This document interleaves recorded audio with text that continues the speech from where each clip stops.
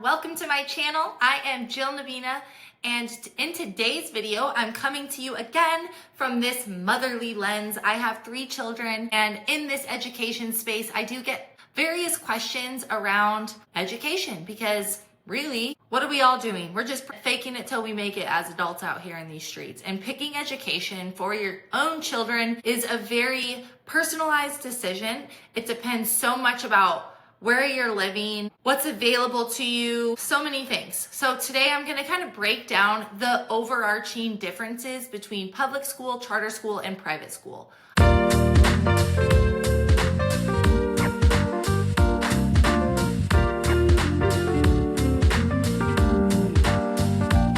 I want to really emphasize this is not an opinion video. I think education is a very personalized decision. This is more just telling you overarching facts. This is going to vary immensely based off of where you live. Do you live in the city? Do you live in a rural area? Do you live in the suburbs? So anywho, this is just kind of breaking down the differences because a lot of people don't know. So public schools, let's start with public schools. They are obviously funded by the government, both the local government, the state government, and the federal government. So that's why even locally, you might see that this town right here, town A, might have way better schools than town B, even though they're next to each other. That's that local government. Let's break down local taxes versus state taxes. Your local taxes are usually property taxes. So how that would work was each school district collects taxes based on the property values within their jurisdiction, within their area. So town A is this little rectangle here. Every single house in town A, whether you have kids, whether you send your kids to public school, no matter what, the property taxes from your home are going to fund local public school. Okay? The higher the property values, the more local funding, which is why you usually see the correlation of the more lush $1 million mansions, really nice houses typically correspond with very good public schools because they have $1 million homes. District A might have $1 million homes. District B doesn't have $1 million homes. Even with the same tax rate, District A is going to have more money and therefore have more funding per student. So District A is now going to have more funding per student to offer than District B because they have the same tax rate on those properties, but District A has bigger houses that are worth higher property values. Okay, then you're going to see state to state. What states pour more money into their public education? What's the difference for state taxes? For state taxes, we have income, sales, or other taxes. It kind of varies per state. Once again, every single person in the state is paying for these things. It's not like you get to opt into these things because I have kids in the public education system, right? And the state is going to pool that money and then distribute it to the different school districts. Most states use some kind of formula to try to equalize the funding. Now, I say that lightly because oftentimes, similar to the federal taxes, state taxes do usually send more money to those lower income districts. They try to subsidize that in that way. The goal would be to ensure that all of our students are getting access to, basic education regardless of your zip code. But that success really varies a lot based off of the state because this is once again run at a state level. I would say your national average breakdown is local taxes. Those are those property taxes. That's going to be about half, 45, 50-ish% of your school district's budget is going to be local taxes. When we're talking half and you have $1,000 million homes versus $1,100,000 homes, and that's half of your district's budget, that speaks immensely to the type of school district that's going to be operating, right? What is our teacher salary? What kind of resources do we have? What kind of textbooks can we offer? What kind of computers are we offering? Things like that. State taxes are about kind of in that range as well, 45 to 50%, and about another half. And then the federal funds are going to be about 5 to 8%. Your federal funding is very minimal. Federal hands are not very much in your school district's budget. It's a very small percentage. It's largely your state taxes as well as local taxes. Federal taxes, so on a nationwide level, that is the smallest percentage of a school district's budget.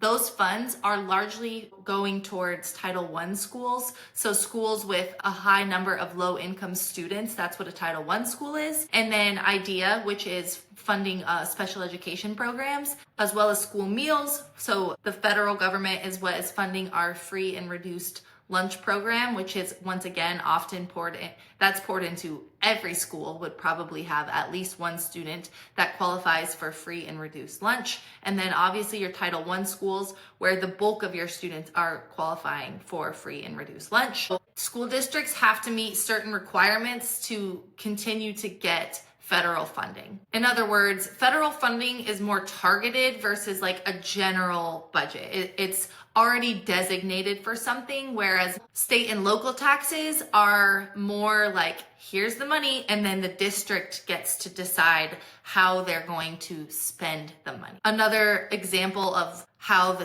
you could see that from town A to town B is maybe town A is paying their teachers more and town B is paying their teachers a little bit less. You see town A having better retainment of teachers. All of these very political things can go into what makes a public school do well. Okay, since we've broken down funding for public schools, let's talk about funding for charter schools next. Charter schools are also considered to be public schools, so they get per pupil funding just like a traditional public school would get, but the amount might vary by state and by district, and the money follows the student. If a student were to leave the public school to attend a charter school, so let's say my neighborhood school is Rose Elementary, but now I'm gonna go to Thorn Charter. People are gonna think I don't like charter schools now because I said that. Okay, let's say my student is supposed to go to Rose Elementary and I leave Rose Elementary and instead I go to Daisy Charter.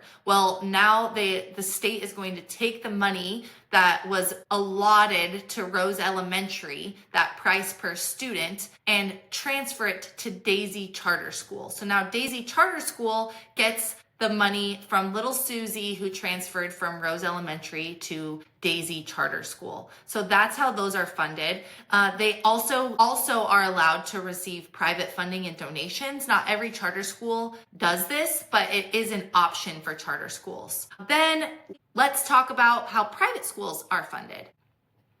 Well, you might be asking yourself, well, how much does little Susie cost? How much is being taken from Rose Elementary to Daisy Charter School? Well, that average for the United States of America is between $15,000 and $17,000 per pupil. Now that obviously is the average for the United States of America. So that can vary vastly. It also varies on what state you live in and how much the state government and the local government have decided to allot their taxes towards public education. For example, New York, which is a very expensive state, the average cost per pupil is $26,500, whereas in Utah, which is the lowest cost per pupil as of right now in 2025, is $9,000 per pupil. That shows you the very wide range of what it costs per pupil, but roughly $15,000 went with little Susie from Rose Elementary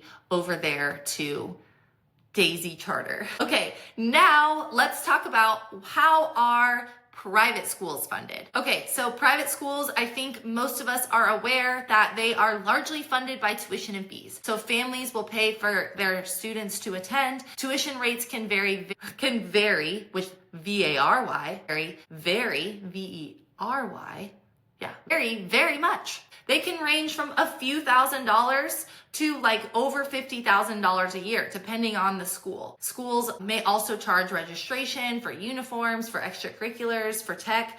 They, by and large, charge for special education.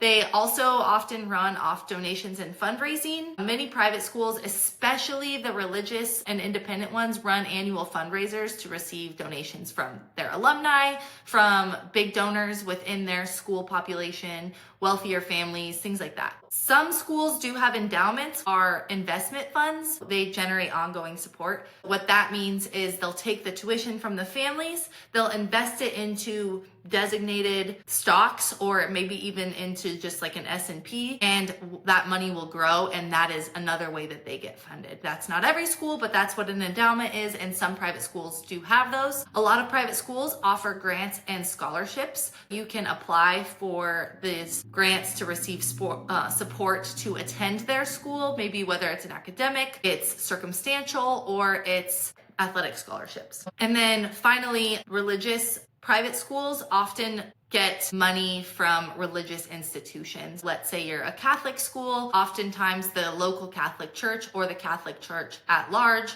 might be subsidizing their funding as well. Not always, but sometimes. It's worth noting, private schools do not receive government funding, okay? And we'll see kind of where that pans out as we move forward in our discussion of these three things. However, there are lots of states now that are accepting voucher programs where the state will take some of the average cost per pupil and give that back to parents for school choice. And a voucher program would allow for that little Susie who decided, I'm not going to Rose Elementary, I'm also not going to Daisy Charter. Not 100% of her per pupil, her $15,000 average cost for her is going to follow her to that private school, but the state and local government decide what percentage, what portion of that can follow her. That's not every state, but some states in the United States of America do offer a voucher program for private schools. That is how funding works. Now let's take a look at admissions.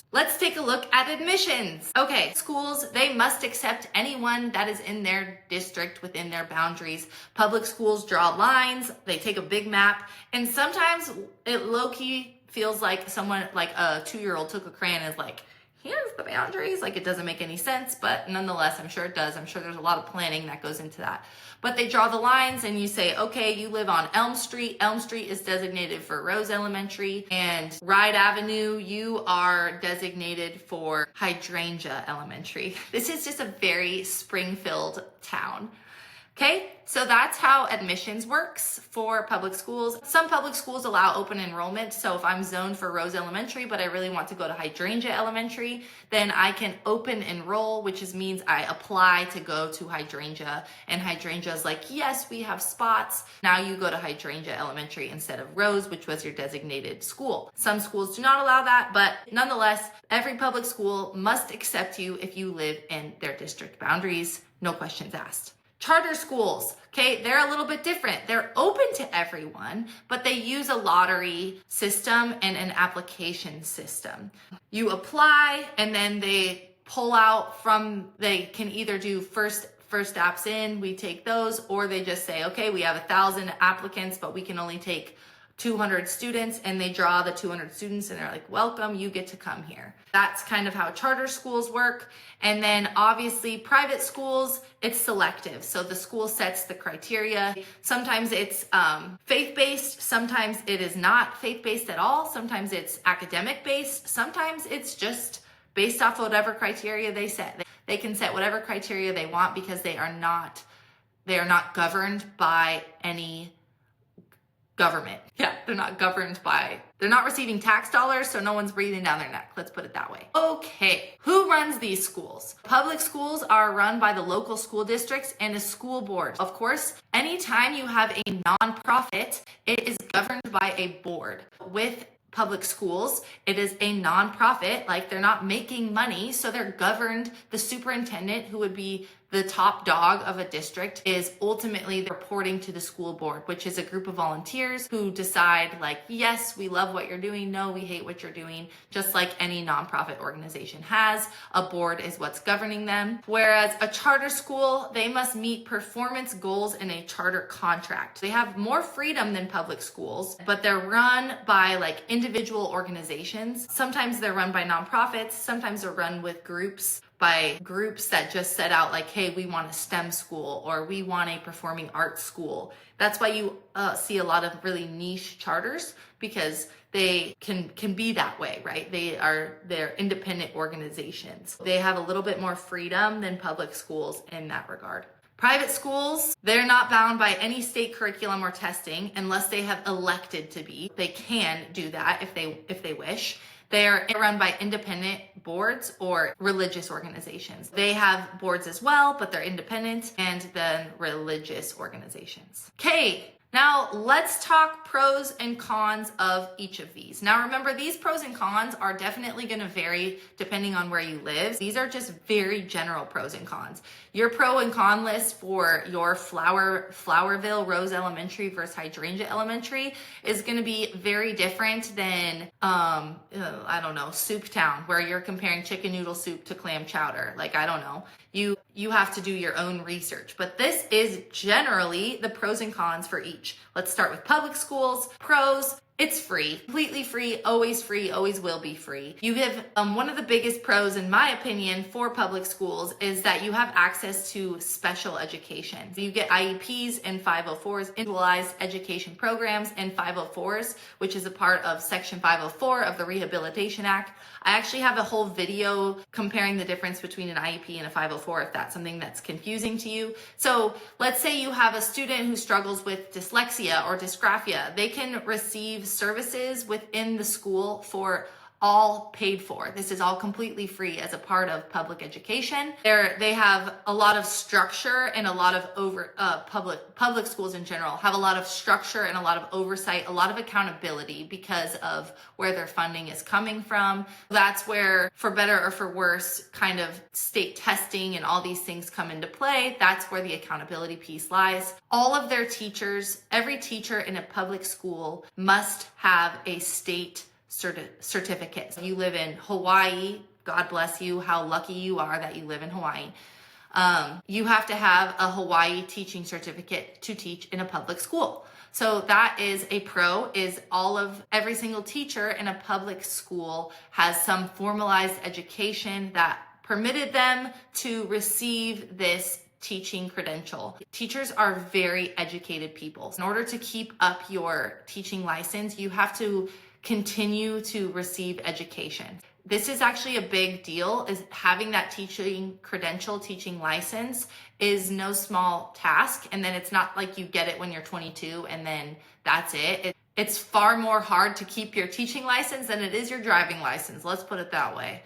Okay, so that would be some of the pros, I would say, of a public school. Some of the cons might be your classes could be a little bit larger depending on how the funding is distributed and where those caps are set at. And there's definitely less flexibility in the curriculum because those are set by state standards and state regulations. If I am a social studies teacher, a high school social studies teacher, I'm given the content that I have to teach. Now, I can have often, depending on the school, once again, they might have creative freedom on how to teach it, but they're taught what to teach. They're told what to teach. That could be viewed as a pro or a con, because you can look up whatever state you're in, you can look up all of your state standards and see exactly what should be being taught in your class, in your child's class. Okay, a charter school, let's break their pros and cons down, okay? Pro of a charter school is it could have innovative curriculum, so they aren't governed by those same protocols. They might have smaller class sizes in some cases, depending on their funding, and they just have a little bit more autonomy than a public school. Now, some cons with charter schools is they vary a lot in quality. And this is where that individual research really needs to come into play. So pretty much anyone with deep pockets, anyone can go open a charter school. A con of charter schools would be that they vary in quality a lot. So you might have this performing arts school and this STEM school, and they could be in the same town A, but ran by different nonprofit organizations, and this one's incredible and this one is awful. And that's harder, in my opinion, to gauge. Whereas like if I'm in town A, largely all the schools in town A that fall under my district are going to be closer to the same. They're at least governed in the same way. The charter schools could be governed completely differently. Ask parents who go there, read forums, ask to tour the school, ask to shadow in the school. I mean, you should do that at any school you want to attend, especially in a charter school, because there's just a big difference in quality. Okay, another con of charter schools would be that they do not require to offer special education services.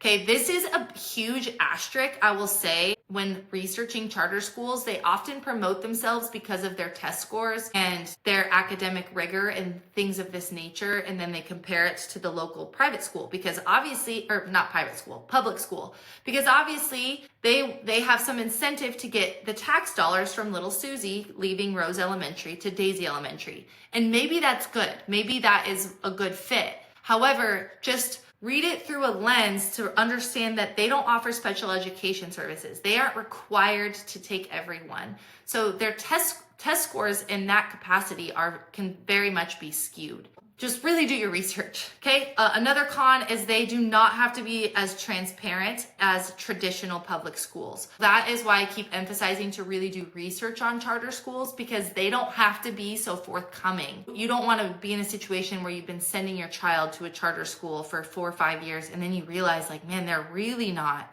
learning as much as in the way that I thought they should.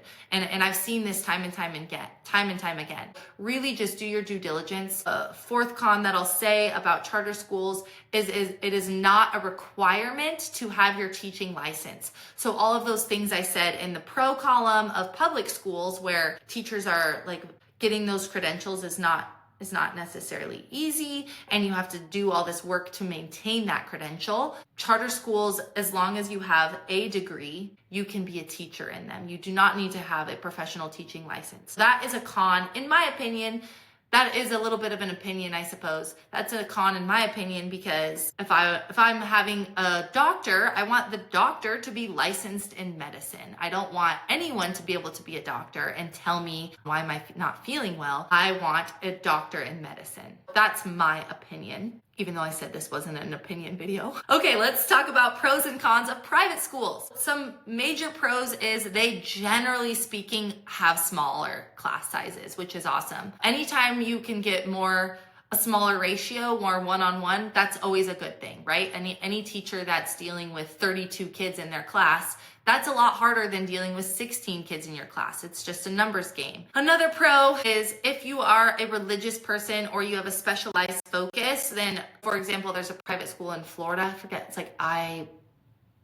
like some acronym with an I. It's like this elite sports school. It's like kind of cool. They have like incredible facilities and workout regimens and health classes because it's hyper focused on sports. So that can be the focus of any private school, right? Like, oh, we're focused on gifted students, or we're focused on Catholicism, or we're focused on whatever their focus might be, religious or not. The specialized focus might be something that you and your family are passionate about, and that's a good thing. Another pro I would say in private schools is they have a lot more freedom in designing their curriculum because they are not mandated by the state level. That is a huge pro, in my opinion, is getting to design your own curriculum.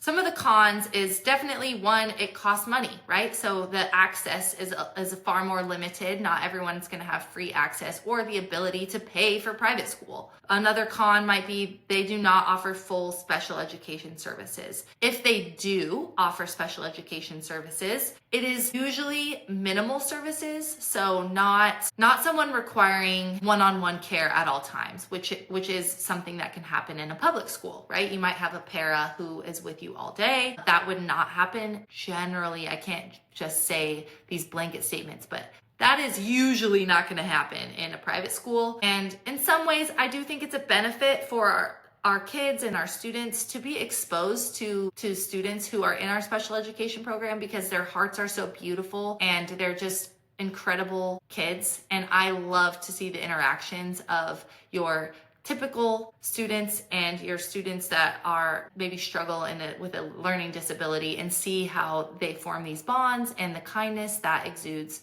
So that is, to me, a con to not have access to that. Another con is there's less government oversight. I think anytime you don't have this type of accountability, it can be a pro, but it can also be a con, because the accountability piece isn't there. The transparency piece isn't always there. That could be a little bit of a con. I think, okay, I mean, that is a really, and one last con of private schools is they also fall into that same camp as charter schools, where it is not a mandate, it is not a requirement by any governing society that they have to have a teaching license. Now, I will put an asterisk that there are a lot of private schools that do require this, that do require that their teachers have the proper certifications, but it is not a mandate. That's something to consider as well when you're looking at this. Kind of to summarize, to wrap up, once again, education is very personalized. It's very circumstantial. What is your financial situation? Where do you live? Do you live in